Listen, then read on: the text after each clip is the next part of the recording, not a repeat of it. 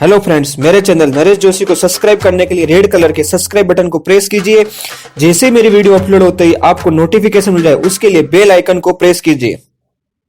Hello friends, मैं हूं Naresh Joshi. Last time हमने एक प्रॉब्लम सोल्व किया था इम्पल्स इन्वेरिएंस मेथड का।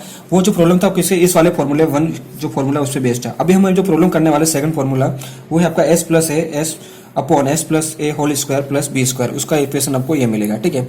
तो यहाँ पे ये मैं फॉर्मूला आपको मैं डायरेक्ट ये फॉर्मूला यूज करके इक्वेशन बता रहा हूँ, लेकिन आपको एक ध्यान रखना, अगर एग्जाम में प्रॉब्लम 10 मार्क्स का आता है ये फॉर्मूला यूज करके, जो मैंने प्रीवियस जो वीडियो बनाया उस वीडियो के अंदर जो ऐसे मैंने मेथड पार्शियल फ्रैक्शन लेके यूज किया, वैसे आपको यहाँ पे इसी फॉर्मूला को यूज करके वहां पे सोल्व करना है। लेकिन रिमेंबर दिस, अगर क्वेश्चन 5 मार्क्स था ये फॉर्मूला आप डायरेक्ट यूज कर लिए, ध्यान रखिए, ठीक है। तो अगला क्वेश्चन में जो ले रहा हूँ देखिए, ठीक है। तो अगला जो क्वेश्चन है, for analog transfer function h of s equals to s plus 0.2 upon s plus 0.2 whole square plus 9 use impulse invariance method assume t equals to 1 second.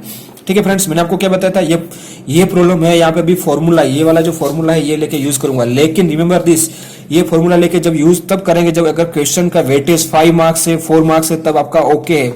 But अगर क्वेश्चन का वेटेज 10 मार्क्स है तो उस case में आपको partial fraction वाला जो previous video मैंने जो मेथड बताई है वो आपको यूज करना है, क्लियर। उसी से आपको 10 मार्क्स मिलेगा, नहीं तो ये तो फॉर्मूला के हिसाब से करोगे तो ये आपको 2 मिनट में प्रॉब्लम सॉल्व हो जाएगा, ठीक है। चलो आइए सॉल्व करते हैं।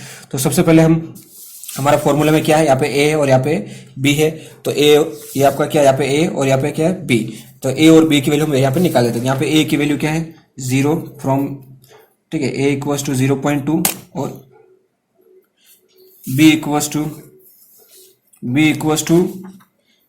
3, ठीक है। 9 है, मतलब ये क्या होगा 3 का स्क्वायर ना, तो हम यहाँ पे क्या यूज करेंगे b इक्वल्स टू 3, क्लियर।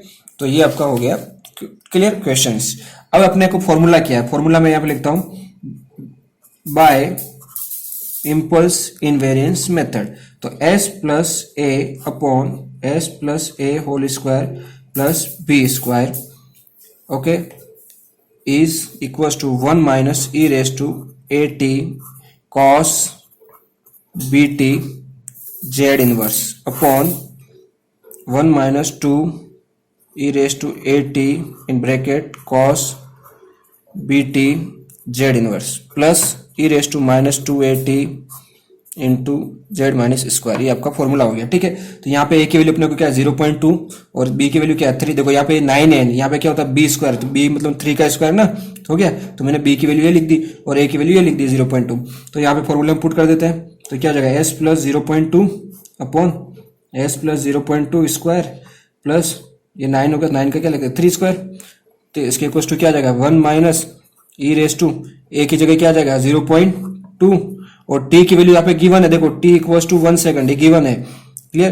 तो टी इंटू 1 कॉस बी की वैल्यू क्या है 3 टी इंटू 1, तो ये आपका हो गया b into 3 z inverse upon 1 minus 2 e raise to a equal to 0.2 into 1, t equal to क्या 1, तो 1, then cos b equal to 3 into t equal to 1 bracket close z inverse plus e raise to minus 2 a equal to what 0. A equal to into 0.2 और T equal to 1 और Z minus square, clear. तो ये आपका फॉर्मूले के according यहाँ तक हमने सोल्व किया।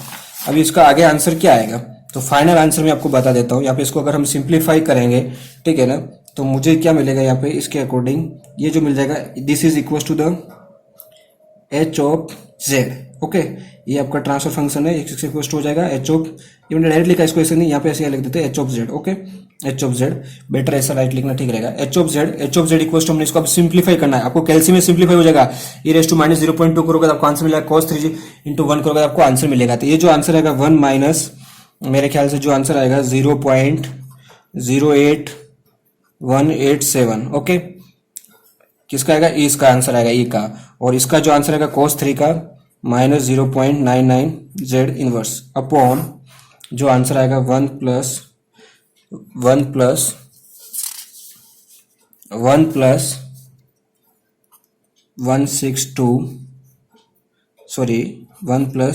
2 bracket 0.8187 into minus 0.99 Z inverse plus 6703, ये आप कैलसी में आंसर निकाल दोगे, ठीक है ना। इसको सिंप्लीफाई करो, कैलसी में e⁻² इंटू 0.2 इंटू 1, तो आपको क्या मिलेगा 0.6707।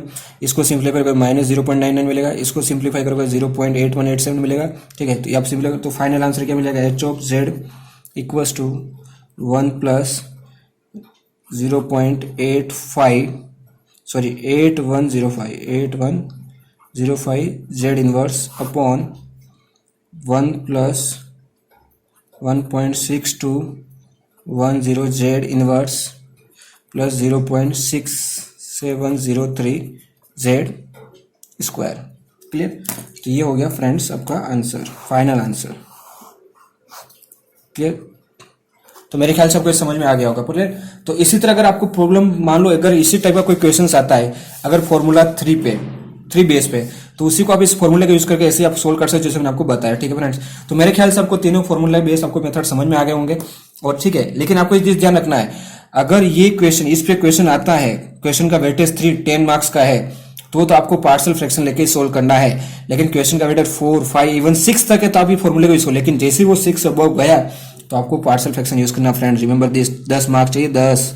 Okay, thank you very much. अगर वीडियो आपको पसंद आता है तो मेरे वीडियो को लाइक कीजिए, आगे शेयर कीजिए, और मेरे चैनल को जिन्होंने अभी तक सब्सक्राइब नहीं किया please subscribe my channel friends. Thank you very much.